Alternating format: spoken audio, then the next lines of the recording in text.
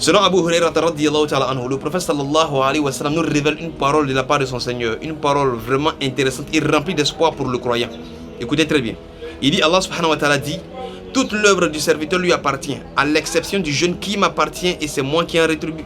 C'est-à-dire quand on rentre dans le mois du jeûne, c'est Allah lui-même qui se charge de te récompenser. Et on sait que lorsque c'est Allah qui récompense, les mérites viennent en poids. C'est pourquoi le prophète continue encore en disant, il dit le jeûne est une protection.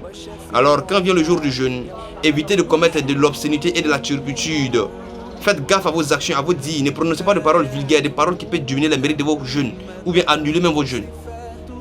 Il dit comme si une personne vous insulte ou essaie de vous faire palabre, ne répliquez pas, dites à la personne je jeûne. Inni sa'imun.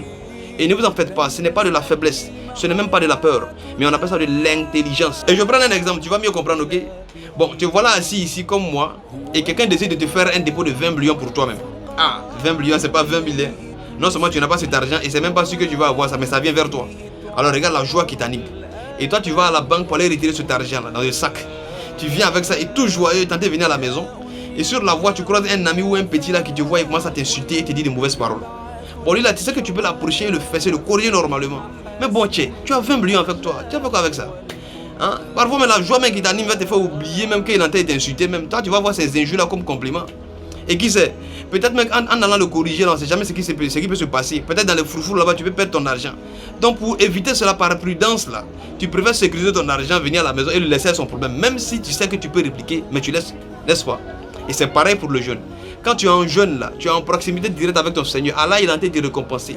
Tu es entouré de sa miséricorde. Donc quand une personne t'insulte là, en allant faire froufrou avec lui, c'est comme si tu veux interrompre la miséricorde qu'Allah veut te donner en fait. Tu vois? Donc pour protéger, pour sécuriser tes actions, pour sécuriser vraiment la grâce, la proximité qu'il y a avec ton Seigneur là, tu laisses tomber, tu vas à la maison.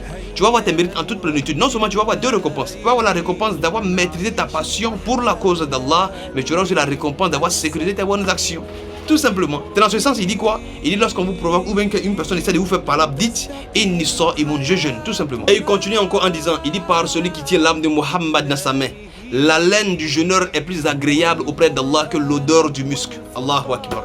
Il dit la laine du jeûneur, c'est-à-dire l'odeur de ta bouche là, c'est plus agréable auprès d'Allah que l'odeur du musc. Mais là aussi, il y a un point vraiment important. Parce que cette affaire de la laine là, ça va devenir autre chose maintenant. C'est pas parce qu'on a dit ça que tu n'as pas débrosser, que tu n'as pas vraiment, voilà, prendre soin de toi. Hein. Voilà. Et d'ailleurs, même le prophète sallallahu alayhi wa sallam, il a été clair dans ses propos. Il ne faudrait pas qu'on déforme sa parole. Il dit la laine du jeûneur est plus agréable auprès d'Allah. Non, c'est auprès d'Allah que c'est agréable, pas auprès de nous. Voilà. Parce que ton haleine ne peut pas influencer Allah, que ce soit positivement ou négativement. C'est lui qui est le créateur. Et nous sommes la créature. Étant donné que la créature ne peut pas influencer le créateur, mais c'est plutôt Allah qui influence notre vie. Non, ton haleine là, ça ne peut rien faire si Allah, que ça sente mauvais ou bon. Mais c'est lui-même qui a le pouvoir de transformer l'odeur de ta bouche en l'odeur du muscle. C'est lui qui a le pouvoir de ça en fait. Alors que nous, on n'a pas le pouvoir de ça. Donc si ça vient d'une manière, on est obligé de supporter ça. Donc voilà pourquoi on a qu'à s'entraider entre nous quoi. Voilà. Si c'est avec Allah, il n'y a pas de problème. Lui, il peut transformer l'odeur de ta bouche en l'odeur du muscle tranquille. Mais nous, on n'a pas le pouvoir de ça. Donc quand c'est défaut de brosser, on va devenir vers nous. C'est vraiment important. Et il termine son speech en disant quoi? Le jeûneur connaît deux joies. Une joie dans ce monde lorsqu'il vient rompre son jeûne, et une joie dans l'autre monde lorsqu'il ira rencontrer son Seigneur avec les mérites de ce jeûne-là. C'est-à-dire il a jeûné, il s'est privé de nourriture, d'eau, il avait soif, tout ça. Mais il a patienté jusqu'au moment de rompre son jeûne. Et quand il vient rompre son jeûne, automatiquement, il est soulagé, le corps est apaisé, hein, les veines sont abrévées, et il va avoir cette récompense auprès d'Allah, Inch'Allah.